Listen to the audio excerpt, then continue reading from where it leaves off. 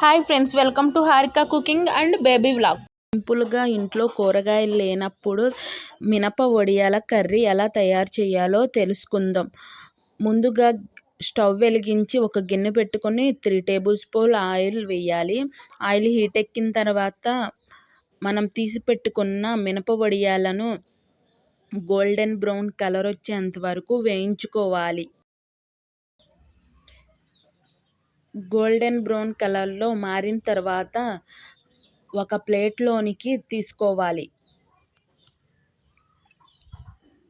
వడియాలు వేయించిన తర్వాత మిగిలిన నూనెలో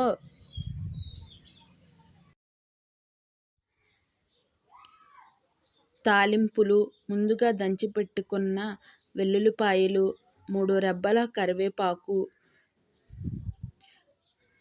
వేసుకొని ఈ 3 వేగిన తర్వాత అర స్పూన్ జీలకర్రను వేయాలి.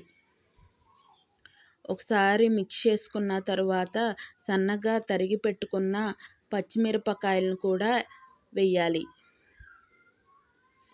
ఈ 4 బాగా వేగిన తర్వాత సన్నగా తరిగిన ఉల్లిపాయలని యాడ్ చేసుకొని ఒకసారి మిక్స్ చేసుకోవాలి.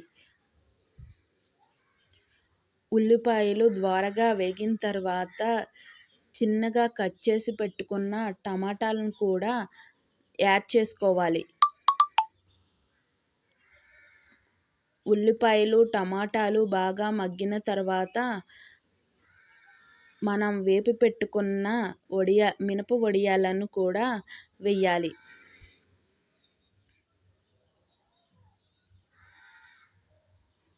ఒకసారి మిక్స్ చేసుకొని ఉప్పు, పసుపును కూడా వేసుకోవాలి. అలా వేయడం వల్ల ముక్కలు త్వరగా మగ్గుతాయి. రుచికి సరిపడా కారాన్ని కూడా వేసుకోవాలి. నేనైతే ఈ కర్రీకి 2 టేబుల్ స్పూన్ కారాన్ని వేశాను. మీరు ఎక్కువ కారం తిన్నట్టయితే 3 టేబుల్ స్పూన్ కారాన్ని కూడా యాడ్ చేసుకోవాలి. ఒకసారి మిక్స్ చేసిన తర్వాత ముందుగా తీసి పెట్టుకున్న నిమ్మకాయ సైజ్ అంతా చింతపండుని యాడ్ చేసుకోవాలి. కూర ఒక పావుగంట మగ్గిన తర్వాత మినప వడియాల కర్రీ రెడీ అయినట్టే. Thank you for watching.